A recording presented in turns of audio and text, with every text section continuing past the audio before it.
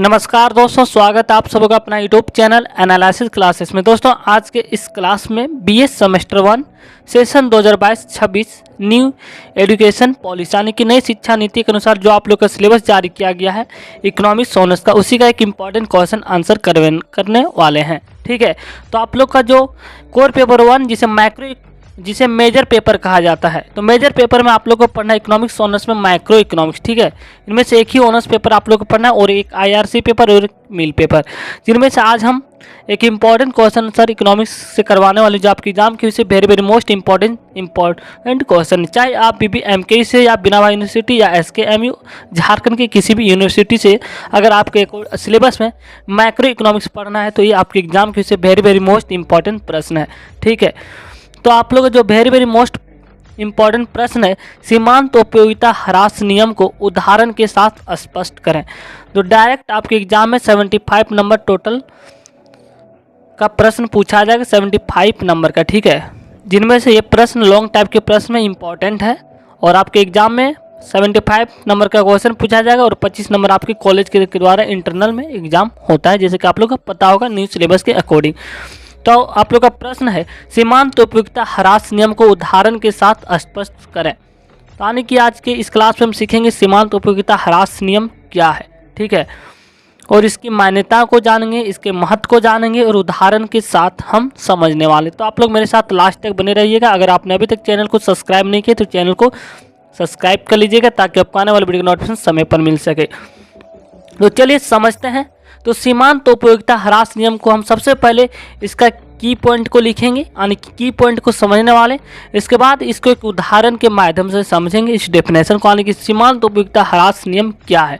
ठीक है, यह एक मनोवैज्ञानिक धारणा है। ठीक है, तो सीमांत उपयोगिता ह्रास नियम अर्थशास्त्र में एक आधारभूत मनोवैज्ञानिक धारणा है। ठीक है, व्यक्ति की आवश्यकताएं को संतुष्ट किया जा सकता है, क्योंकि व्यक्ति की आवश्यकताएं अनंत होती है, लेकिन कुछ ऐसी होती हैं जिससे मनुष्य की आवश्यकताओं को संतुष्ट किया जा सकता है। आइए हम इस उदाहरण से समझते हैं और यही उदाहरण से आप लोग जो सीमांत उपयोगिता ह्रास नियम को क्लियर होने वाले, इसलिए आप उदाहरण को ध्यान से समझिएगा। तो उदाहरण है, एक भूखा व्यक्ति है। ठीक है, कोई भूखा व्यक्ति है, जब खाना खाने बैठता है तो पहली रोटी खाने से उसकी भूख कुछ घटती है, यानी कि भूखा व्यक्ति जब खाने बैठता है तो उसको एक रोटी मिलने से उसकी भूख में कुछ कमी आती। फिर अगले बार उसे दूसरा रोटी दिया जाता है, दूसरी रोटी के लिए उसकी आवश्यकताएं कम हो जाती है। ठीक है, जैसे जैसे उसका पेट यानी कि भूख मिटते जाता है वैसे उससे उसका भूख मिटते जाता है। ठीक है, इसी प्रकार दूसरा एवं तीसरा रोटी खाने के बाद उसकी भूख धीरे धीरे क्या होती, घटती जाती है। तो वैसे वैसे रोटी की जो प्रति उसकी जो आवश्यकता है वो भी घटती जाती है। ठीक है, और अंत में क्या होता है कि चौथी रोटी खाने के बाद भूख पूरी तरह से क्या होता है, समाप्त हो जाता है। इसके बाद वह रोटी का उपभोग करना बंद कर देता है, क्योंकि वह संतुष्ट हो चुका है।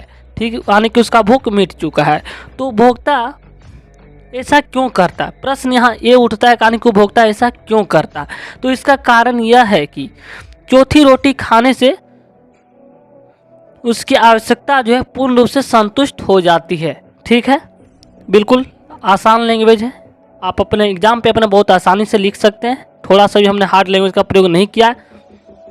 यानी कि इससे स्पष्ट है कि ज्यों-ज्यों हम किसी वस्तु का उपभोग करते जाते हैं त्यों तो उसके लिए हमारी इच्छा क्या होती, घटते जाता है। यानी कि जब हमने भूखा व्यक्ति एक था, उन्होंने एक रोटी खाया तो उसका भूख थोड़ा सा घटा, इसी प्रकार दूसरा रोटी, तो उसकी आवश्यकता धीरे धीरे कम होती गई। तो इसी प्रकार यहाँ इस डिफिनेशन में कहा गया है कि ज्यों ज्यों हम किसी वस्तु का उपभोग करते जाते हैं त्यों तो उसके लिए हमारी इच्छा क्या होती, घटती जाती, और अंत में हमारी उस वस्तु की जो आवश्यकता होती है वह पूर्ण रूप से क्या होती, संतुष्टि हो जाती है।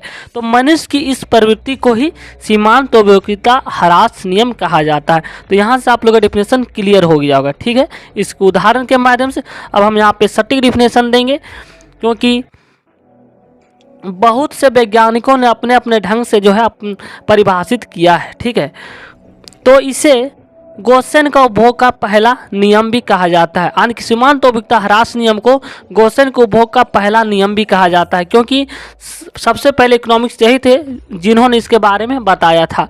यह नियम जो है मार्शल के गणनावाचक उपयोगिता विश्लेषण पर आधारित है। यह प्रत्येक वस्तु तथा सेवा के संबंध में लागू होता है। अब बहुत से अर्थशास्त्रियों ने उपयोगिता ह्रास नियम को परिभाषित करने का प्रयास किया, जिनमें से प्रमुख वैज्ञानिक इकोनॉमिस्ट है, जिनमें से पहला है मार्शल के अनुसार। मार्शल ने भी उपयोगिता ह्रास नियम को परिभाषित करने का प्रयास किया है। तो चलिए हम देखते हैं। तो इनके अनुसार क्या कहना है कि अन्य बातें समान रहने पर, ठीक है, इस पॉइंट को आप लोग जरूर लिखिएगा, अन्य बातों के समान रहने पर, क्योंकि बहुत से एक्सेप्शन केस होते हैं। इसलिए किसी वस्तु की मात्रा में वृद्धि होने पर जो अतिरिक्त लाभ आने की संतुष्टि या उपयोगिता प्राप्त होता है, वह वस्तु की मात्रा में प्रत्येक वृद्धि के साथ साथ घटता है। ये कहना था मार्शल के अकॉर्डिंग, ठीक है। अगला है चैपमैन के अनुसार। इसका कहना यह था कि किसी भी वस्तु की जितनी ही अधिक मात्रा हमारे पास होती है, हम उस वस्तु के लिए उतने ही कम इच्छुक होते हैं। यानी कि जो चीज़ हमारे पास होती है उसे हम पाने की बहुत कम ही कोशिश करते हैं। यही सब यहाँ सिंपल लैंग्वेज में कहा गया है कि किसी भी वस्तु की जितनी ही अधिक मात्रा हमारे पास जो होती है, हम उस वस्तु के लिए उतने हम कम इच्छुक हो जाते, या तो हम उस वस्तु के उतने ही कम अतिरिक्त इकाइयों चाहते हैं। तो यह चैपमैन के अकॉर्डिंग, ठीक है। तो इस प्रकार उपयुक्त परिभाषाओं से स्पष्ट है कि सीमांत उपयोगिता ह्रास नियम के अनुसार। अब यहाँ से हम कंक्लूजन को लिखेंगे। हमने पहले इसके की पॉइंट को लिखे, इसके बारे में बताया, और बहुत से वैज्ञानिक अर्थशास्त्रों ने परिभाषित भी किया, जिनमें से हमने 2 अर्थशास्त्रों के बारे में आप लोग बताया। अब यहाँ से हम कंक्लूजन पॉइंट को लिखेंगे, ठीक है। अब लास्ट में यह पॉइंट निकलता है कि अन्य बातें समान रहने पर किसी वस्तु की एक अतिरिक्त इकाइयों का प्रयोग करने से इससे मिलने वाली जो सीमांत उपयोगिता क्रमशः घटने लगती है। तो उपभोग के एक निश्चित स्तर पर सीमांत उपयोगिता शून्य आने के एक ऐसा समय आता है जब लगातार उपभोग के एक निश्चित स्तर पर क्या होता है, सीमांत उपयोगिता शून्य, तथा अंत में क्या होता है कि सीमांत उपयोगिता ऋणात्मक हो जाती है। तो अगले वीडियो में उदाहरण के साथ यहाँ पर क्लियर करेंगे।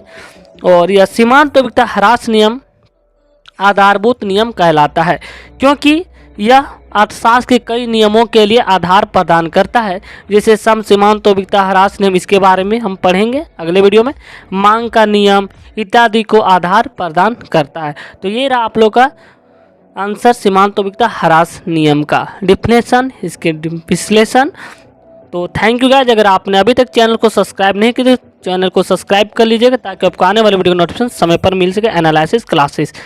तो नेक्स्ट वीडियो आपका जो होने वाला है सीमांत उपयोगिता ह्रास नियम के मान्यताएं और इसके आलोचनात्मक व्याख्या करें, जो आपके एग्जाम के विषय वेरी मोस्ट इंपॉर्टेंट प्रश्न है, क्योंकि आप लोग का समय एग्जाम का बहुत नज़दीक आ चुका है। तो थैंक यू गाइस। अगर वीडियो को अच्छा लगे तो लाइक, कमेंट और चैनल को सब्सक्राइब कर लीजिए, और वीडियो को अधिक से अधिक शेयर करें। थैंक यू, धन्यवाद।